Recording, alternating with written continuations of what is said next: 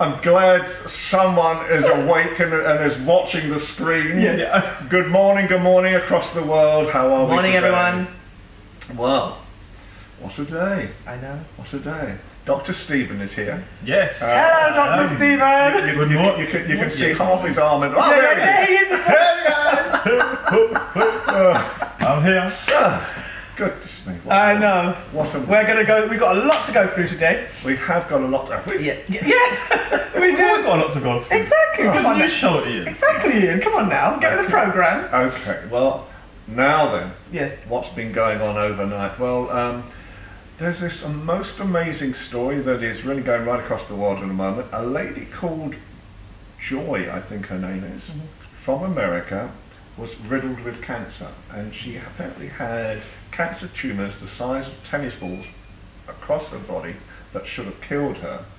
And so American scientists have tried a new treatment where they took some of these cancerous cells and they turned them into immune cells, 90 billion immune cells, and within 10 days they've ridden her of cancer, totally. That is amazing.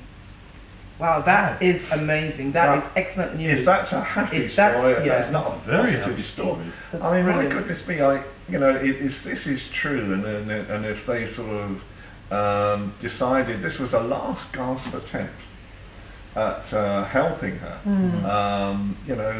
apparently it has spread all over her body, and for this suddenly just to disappear. Wow. I just think it's such a So great what country story. was this in? This is America, so Right. obviously now cancer research units are watching this right across the world Yeah. to see, whether this can actually, is it just a one-off, or is it really sort of something that can be seen as a major treatment? And I think that is fantastic. That is That's- great news. Yeah, that's true. That is brilliant news. it's so fabulous for everyone, I think, to sort of have something like that. Yeah. At the same time. And then, da da da da da da da. Okay. Okay. What's the... Yours the announcement? Yeah, that was a big What's the announcement. da da da da da da da? Yeah. The da da da da da da da is emojis.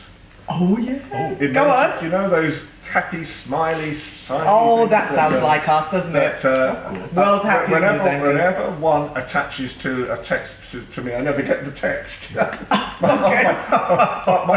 smartphone is so old. If you can see his phone viewers, It's more like a dance phone than a Is that the news? smartphone. that is the news, yeah. That doesn't work on your phone, Ian. Really? Viewers, do you see what That's I put up not with? the news. Oh, That's okay, not the okay. news. So apparently, millions of people have been asking to have a red-headed emoji for red-head emoji people. That's Right. not hard to say. It's like a Peter Piper picked a peck of pickled pepper, isn't Very it? good, Ian. We are impressed, Ian. Are you impressed, Stephen? No. But they've also produced them for what I would they call it curly hair, but I would imagine it's for African hairstyles as well. And what were we talking about last week at a conference? It was African hair. Here we were talking about curly hair, naturally curly hair, because we're all for that. Well, Well, I'm naturally curly, just blow dried it this I'm morning. naturally curly. Yeah, all right, Stephen. Well, I'm just saying. I have a wave, if that counts. There'll be an emoji just for you. No, but that's great. It's all Isn't it? inclusive, and they're including everybody in this, so that's great Including news. everyone in this. So, Yeah. emoji people across the world can now have a And from today, That's it. preference. That's it. You redheads out there, you protest and get what you want. That's it. Yes.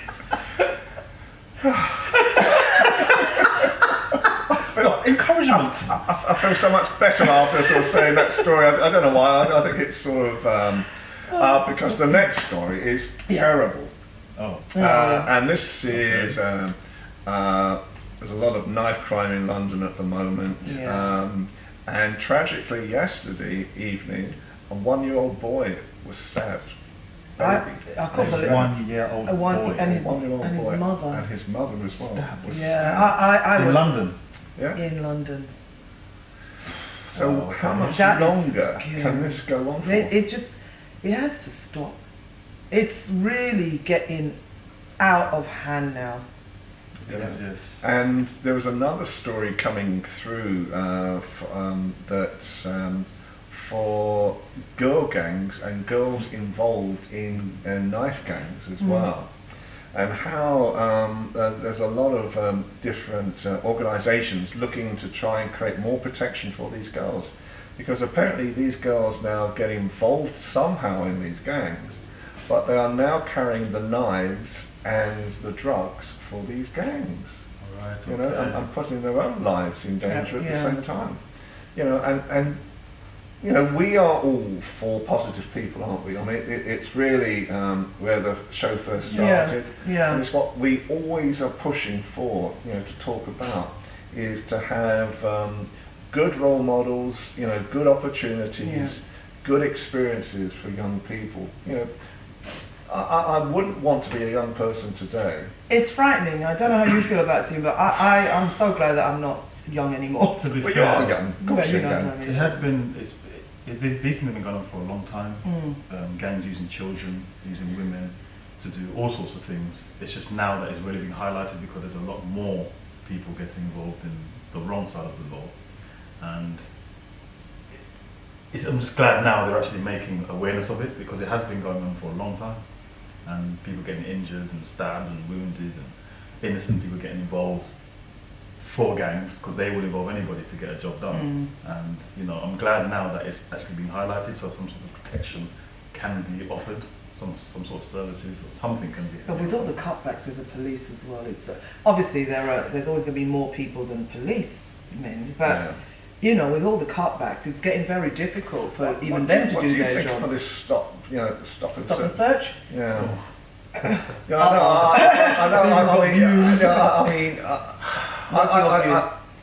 I can see both sides. Okay. So I can see how it is used by some.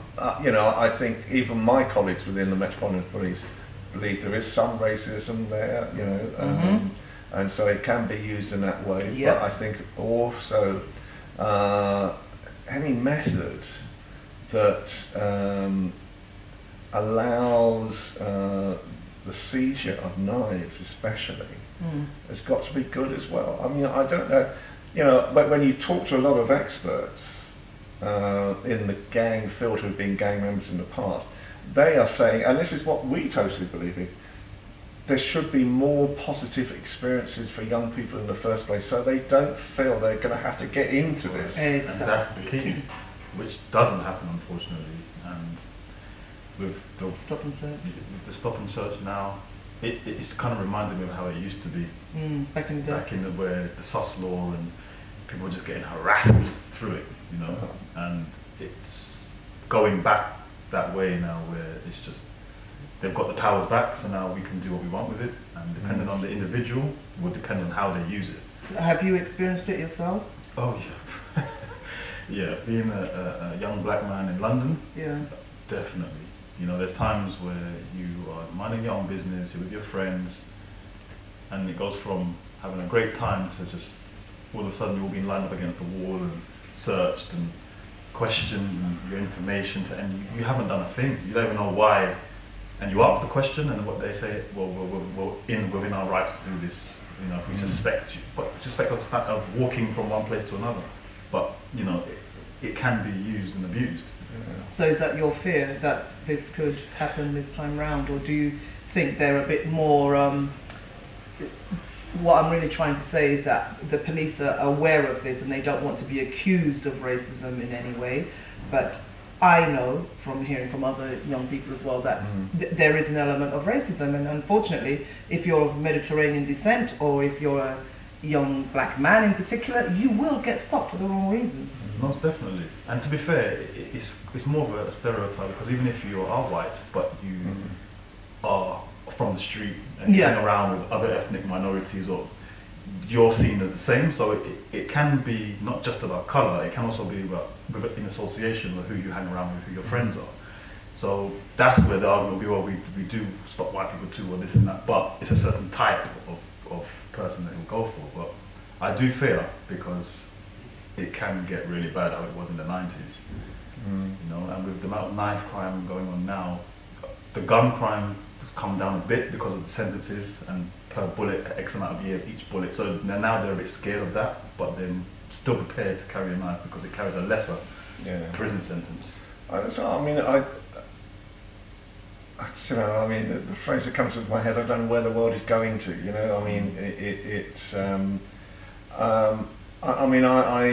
I hear what you're saying as well, and I agree, don't get me wrong, I agree as well.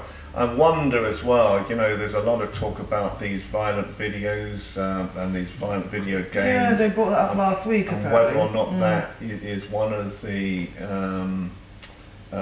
catalysts for creating this sort of violent society in the first place, because it is becoming more violent. Yeah, and they're showing it on social media. Yeah. They're actually recording on their phones, just like you just said, and actually having sites built and Facebook pages or Instagram pages of, what do they used to call it, like happy slapping and all these all these things, and it's become an entertainment. But do you think music, because obviously that's, you talk about celebrity and music, do you think music plays a big part in this, or do you think it's a byproduct of what we are today?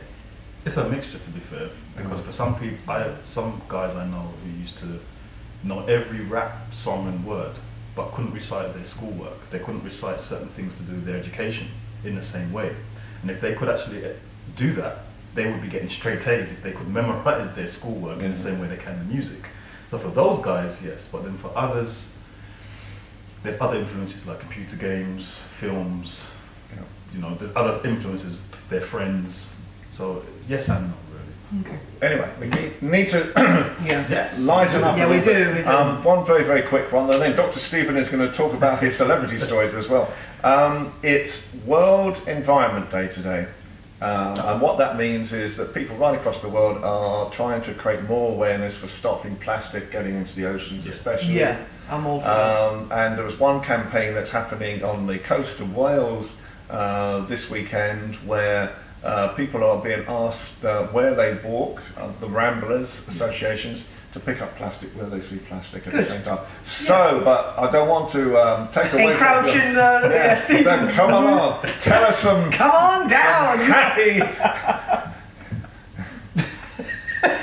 Ian's on a roll right now. He's on a roll. Oh, by the way, if anyone's got any tea bags. Oh no! Oh no, yes. I've just run out of tea bags. That's all. It has to be Yorkshire. Yeah. Okay? Well, yeah. Anyway. How's Stephen going? Okay. Well, I'm going to start off with Victoria Beckham and Boy George. Come on, you guys should know Boy. Everyone knows Victoria Beckham, but Look at me like that. He's my. Yeah, we know Victoria Beckham and Boy George. Apparently, Boy George and Victoria Beckham, well, the Spice Girls, to be fair, have been having feuds. Has been slagging them off for years. Saying all sorts of stuff. Really, it's just been like a media thing where they're back and forth. And after all these years, he sees her at the radio station and asks her for an autograph. So it's like someone slagging you off for 10 years and then seeing you and saying, "Oh, can I have an autograph, please? And can you say this?" Actually asking for specifics. No. So she said, "Okay." She didn't write what he asked. Can we say at this point, might I, because I've actually seen what she did, and we cannot talk about it on morning television. We cannot repeat. Let's just say it was bleep, bleep, bleep, you bleep, bleep, bleep, and do one, you bleep, bleep, bleep. Okay. Yeah, so there's a lot of bleeps in what she wrote to Boy George. Oh my goodness. But he saw the funny side. Oh, yeah. He repeated back. He saw the funny side and actually said, Bleep, bleep, bleep. he deserved that. What had happened. So he wanted something funny, but he thought that was even more hilarious. Oh, okay. So hopefully now That's that good. will just They're friends squash the feud after all these years. Okay, we've got about 60 seconds. Right. Oh, have you second?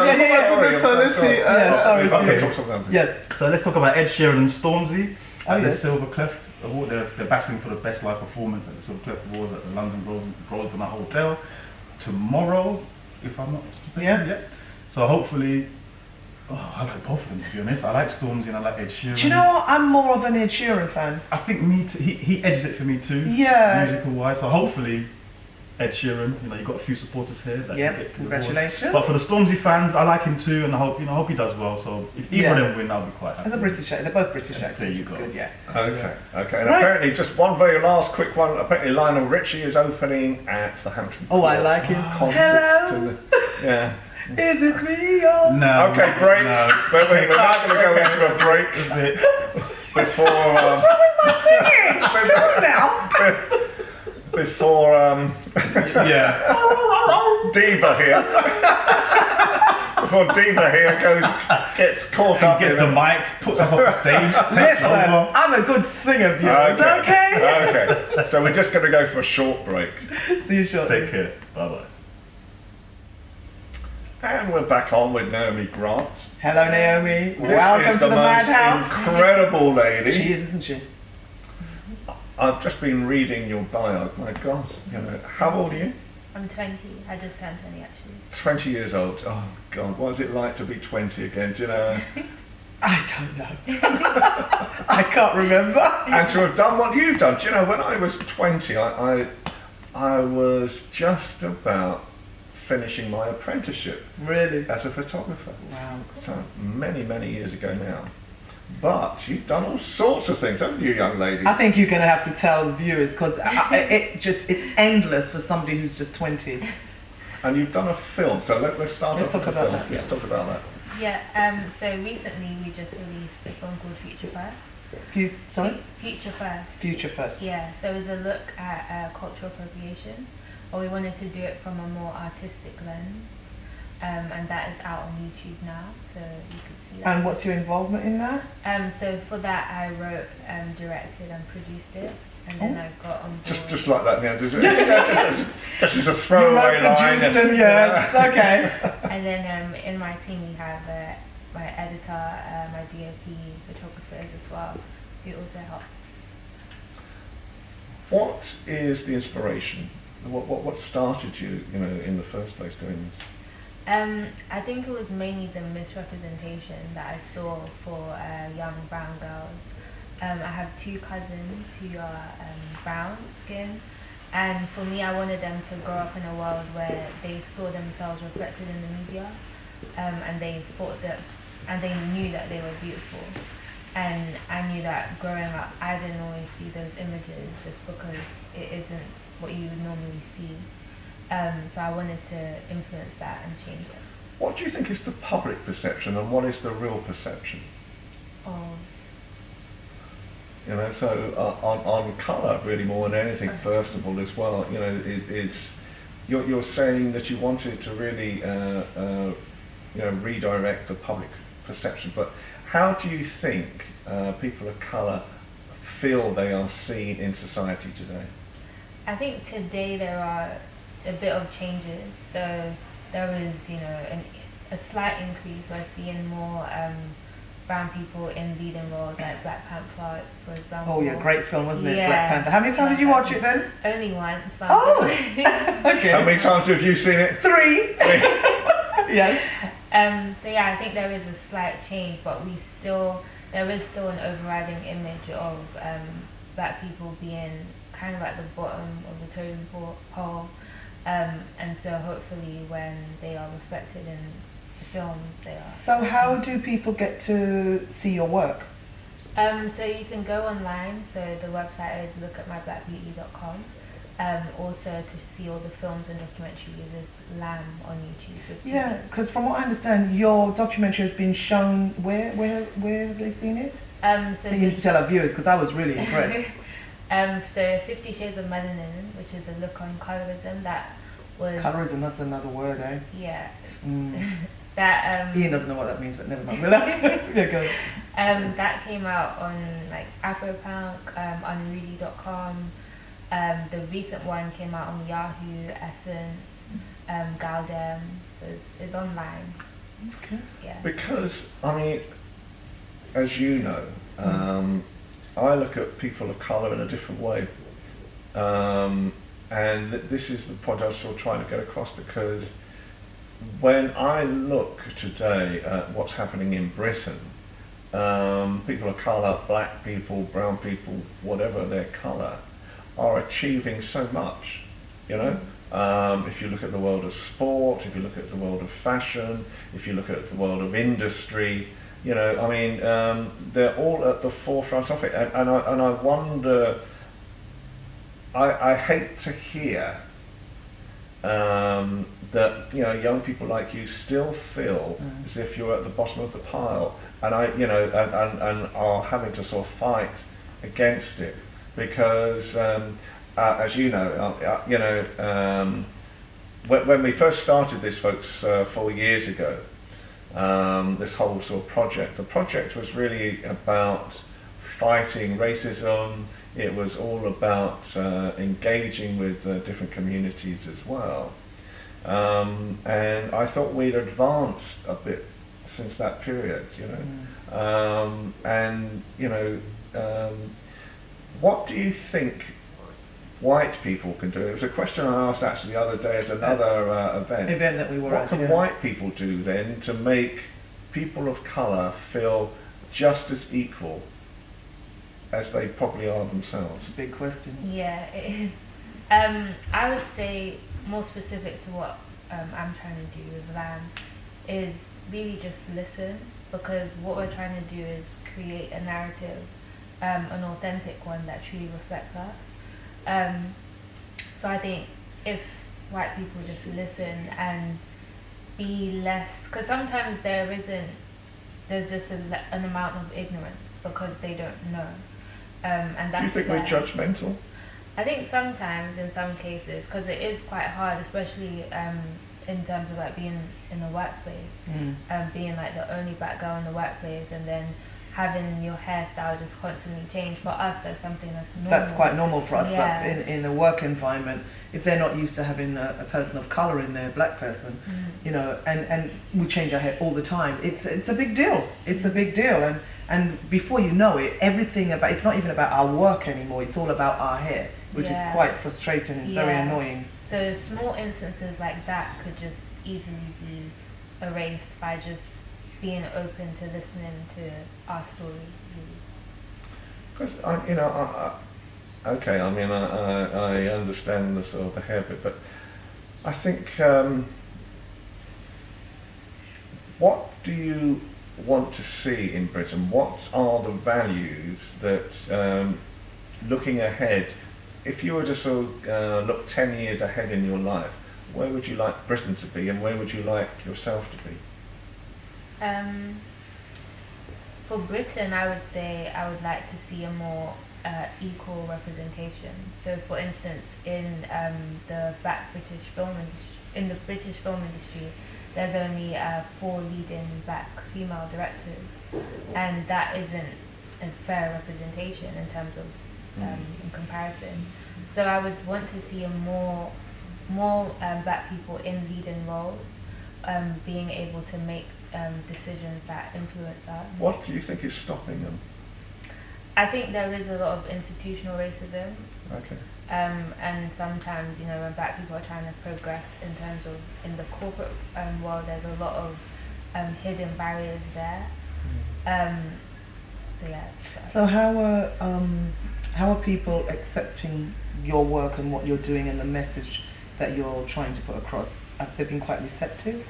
Yeah, I mean, we've played it at a lot of events, and we recently played it at BFI Film Festival. Oh, that's great. And the audience was very receptive, and a lot of people are encouraging us to continue to make more films and documentaries. So yeah, it's been good so far. What type of work would you like to do? So what type of subjects do you really are close to your heart that you want to produce now?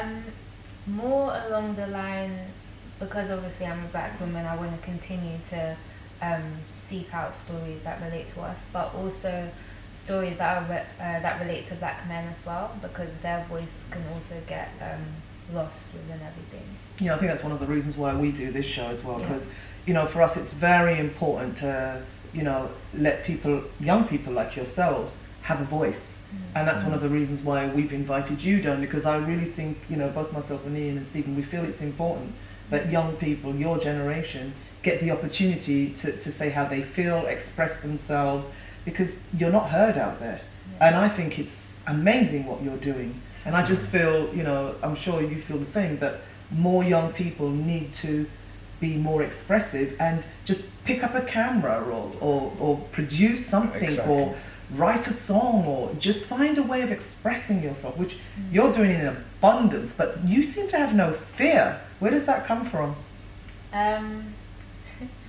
I'd probably say my mum. She's always good old mum. Yeah, she's very fearless in the things that she takes on, and she's always taught me to just, as long as I know that I'm doing something that's good, that I should continue doing it, even if I'm faced with opposition or if everyone isn't on board, I should just continue and keep going. I totally believe, I mean, I have this mantra, I live my life without fear. I have no fear in my life at all. I'm working with you, I have no fear whatsoever. Listen, I'm really not like that. It's like, feel the fear, but do it anyway. Yeah. And do you know what? You're going to go really far with that attitude. So, Mum's doing a fantastic job. And so, for the future, sorry, I stopped you in mid-flow. Yes, you did. What? You see, I can't even get a question in this morning. Miss Snappy here, Miss Alligator. No, we get like this sometimes, yeah. So, what type of things would you really like to do? What type of subjects? How does Windrush affect you as well? That's interesting because my dad's actually Jamaican. Mm-hmm. So for me, it was definitely something that I was interested in. And that's something that encourages me to continue to make films and documentaries, because the fact that, someone like my dad who was born here isn't classed a British citizen is very hurtful, because he is, but because of the laws, he isn't. So is that the case? Mm. That's interesting, because he was born here, so he didn't come over from the Caribbean, or? No, he was born here. No, that's a bit puzzling. And he still doesn't? Yeah, well, not him specifically, but in terms of the cases that are surrounding the Windrush situation, a lot of people who were born here aren't classified as. Oh, I see what you mean. Yeah, it's true. If especially, it won't affect your dad, but certain people that have come over on their parents' passport.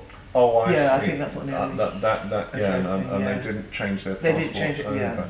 Yeah. No, I mean, well, as you know, we did a show on the Windrush, and we were very passionate about it, because obviously my family also from the Caribbean, so I know exactly where you're coming from there. And I think it's crazy. So we have 1 minute left. So ambitions, storylines. What type of things do you really want to do yourself?